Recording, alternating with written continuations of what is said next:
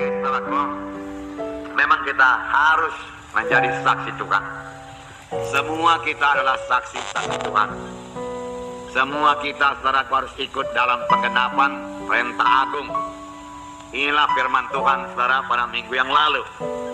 Perintah agung bukan hanya bagi pendeta, bagi guru-guru Injil, saudaraku, bagi pengerja-pengerja gereja, tapi bagi setiap anak-anak Tuhan. Ya, saudaraku, sebenarnya kita ini semua sudah diutus Tuhan. Amin. Pada waktu Tuhan berkata, engkaulah saksi-saksiku, Tuhan sudah mengutus kita. Pada waktu Tuhan berkata, segala kuasa di surga dan di bumi ada padaku. Sebab itu pergilah, Tuhan sudah mengutus kita untuk pergi. Marilah bergerak. Saudaraku, nikmatilah penginjilan. Nikmatilah melihat jiwa-jiwa selamat. Nikmatilah melihat jiwa-jiwa berubah. Nikmatilah melihat jiwa-jiwa sembuh. Saudara berkata, saya tidak dapat mengadakan KKR, paling tidak saudara bisa meletakkan tangan seorang sakit lalu orang itu sembuh. Karena saudara, setelah kita ada orang percaya, saya percaya semua kita berani meletakkan tangan seorang sakit lalu orang itu sembuh. Kita harus bertindak meletakkan tangan. Kita harus bertindak meletakkan tangan atas orang sakit. Kita harus berani mengusir setan penyakit dalam nama Yesus. Setan pembunuh kita usirkan dalam nama Yesus. Nah, kalau kita sudah berani dalam mengusirkan setan dalam nama Yesus, meletakkan tangan ke orang sakit, lalu orang yang kita sembuh, berapa pula kita tidak berani terhadap mengabarkan Injil, bicara tentang Yesus. Marilah, saudaraku, bicara, saudaraku. Tapi pada akhir zaman ini, di mana setan sudah banyak bicara, saudaraku. Di mana setan sama-sama merusak hidup. Setan sudah meningkatkan kegiatannya. Saya katakanlah kepada saudara, kita tidak membunuh setan, tapi ini membuat kita bergerak lebih cepat lagi. Amin, saudara.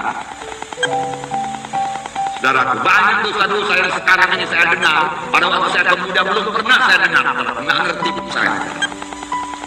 Tetapi sekarang sudah jadi, saudara. Saudara, Petrus berkhotbah pada hari Pentakosta.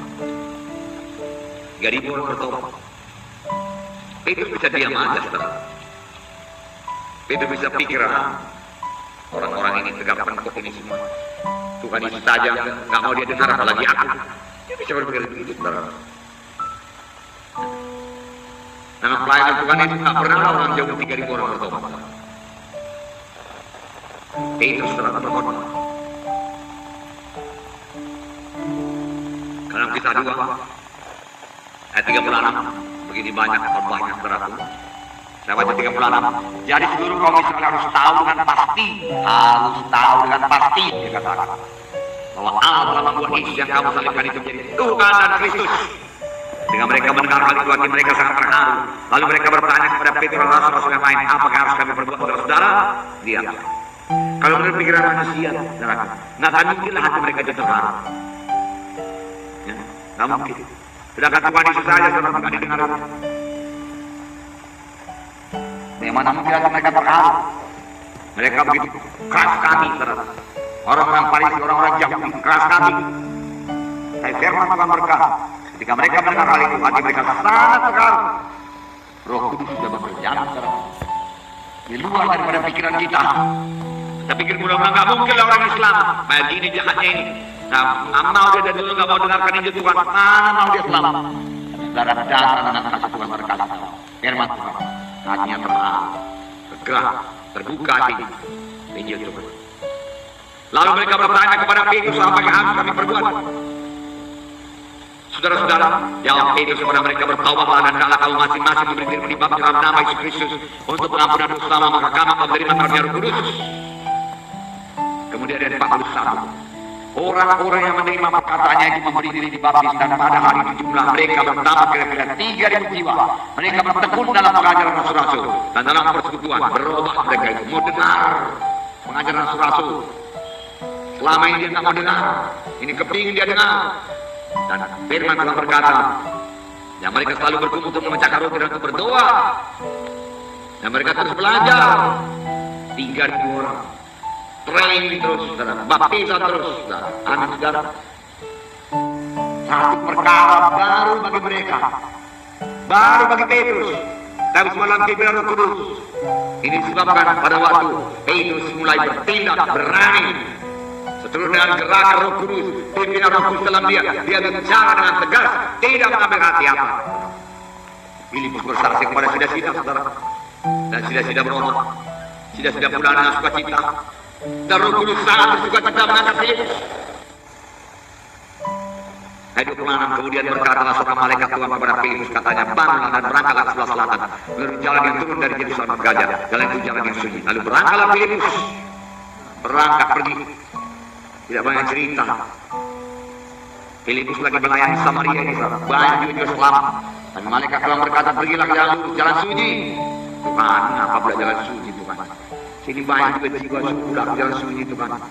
Inilah kalau akal ini mulai bicara. Filipus sudah belajar patuh, anak sudah patuh. Dan berkata pergi, lalu berangkatlah dia buang-buang waktu. Kemudian seorang lalu kata Roh kepada Filipus, pergilah ke situ dan dekatilah kereta itu. Filipus segera sudah mendengar, saya sudah membaca kitab Nabi Yesaya. Maka kata Filipus, mengertikah Tuhan apa yang Tuhan baca itu? Jawabnya, bagaimana aku dapat mengerti kalau tidak ada pembimbing aku? Bagaimana aku dapat mengerti kalau tidak ada pembimbing aku? Bagaimana aku percaya kalau tidak ada yang memberitakan kepadaku? Bagaimana aku berseru kepada Tuhan kalau aku tidak percaya? Kecuali Filipus berangkat. Ini tertulis dalam Alkitab. Amin, saudara. Tentu saudara juga tahu ini tertulis, saudara. Saya baca dalam Alkitab. Kalau saya mau mengatakan kepada saudara, apa gunanya yang tertulis dalam Alkitab? Yaitu supaya ini menjadi teladan kita. Amin. Supaya kita teladani dan ini bisa terjadi. Amin. Ini bukan cerita saja dalam kita baca, oh begitu rupanya. Dalam beriman bisa jadi begitu Tuhan. Haleluya. Rupanya saya ini macam Filipus, saudara. Orang biasa, saudara, yang dilayani para menteri keuangan. Petrus sudah penuh dengan Roh Kudus. Firman Tuhan berkata, setelah mereka melihat keberanian Petrus dan Yohanes, mereka tahu bahwasanya mereka adalah murid-murid Yesus. Keberanian.